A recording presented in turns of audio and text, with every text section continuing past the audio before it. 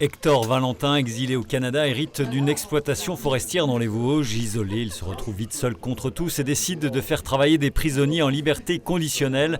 Ce scénario vous dit quelque chose, c'est bien celui qui a été transposé au cinéma par Robert Enrico dans le film Les Grandes Gueules.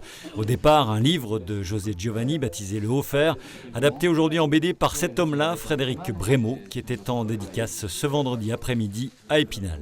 José Giovanni, quand même, quand il a fait ce roman, si j'ai bien compris, pensait déjà à un film. Tu vois, il aurait bien aimé en faire un film tout de suite, et puis finalement, il en a fait un roman.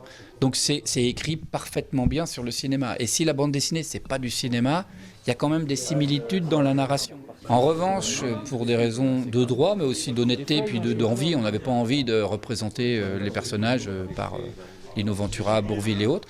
Donc c'était ça la plus grande difficulté, c'était de trouver des personnages qui correspondent à la description du roman, mais qui s'éloignent des personnages du film. Les grandes scènes du film, comme la fameuse descente en Schlitt par Bourvil, on les retrouve dans la BD, mais pas sous les traits donc des acteurs de l'époque. Une transposition très attendue par les fans du roman et du long métrage qui, près de 60 ans plus tard, continue de remuer les foules, sans que ce ne soit pour autant un produit purement régional, avec tous les guillemets qui s'imposent.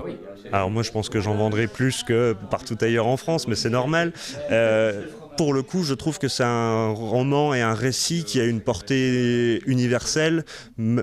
Décroché du côté régional, ça marche quand même. Ça reste un polar, avec un petit peu matinée de western, avec ses grands espaces, ses histoires d'hommes durs. Le film, je l'ai vu des tas de fois. Comme je disais tout à l'heure, c'est un peu notre western vosgien. Chaque fois qu'il passe à la télé, on peut lire les paroles d'avance. Mais ma très grande surprise, je ne vais pas dévoiler l'intrigue pour ceux qui regarderont, c'est que pour ceux qui ont lu le roman, ils ne seront pas déçus avec la BD, mais c'est différent quand même du film. Le scénariste Frédéric Brémaud en termine avec sa tournée dans la région, après entre autres des dédicaces à Nancy, aux Filles à Saint-Dié, à Gérardmer.